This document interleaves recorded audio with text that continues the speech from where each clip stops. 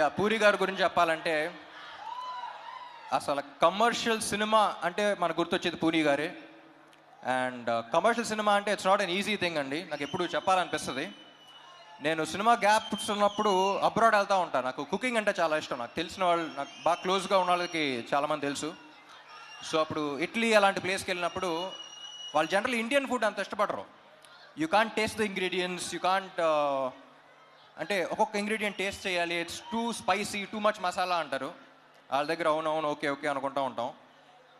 కానీ ఇండియా వచ్చి హైదరాబాద్లో దిగి డబుల్ మసాలా బిర్యానీ ఆర్డర్ చేస్తాం. మళ్ళీ దాంట్లో ఉండే కిక్ మనకే తెలుస్తుంది. మన బ్లడ్లో ఉందంట commercial cinema. But it's not easy. ఒక కమర్షియల్ డైరెక్టర్ కమర్షియల్ సినిమా తీయడం అంటే ఇట్స్ నాట్ ఈజీ. దానికి ఉన్న సక్సెస్ రేట్ చాలా తక్కువ. కానీ ఒక్కసారి కమర్షియల్ సినిమా హిట్ అయితే దాంట్లో వచ్చే కిక్ ఇంకా దేంట్లోనూ రాదు.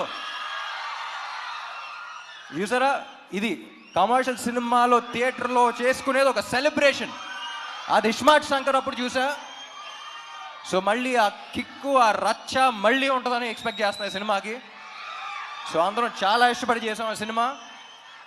అండ్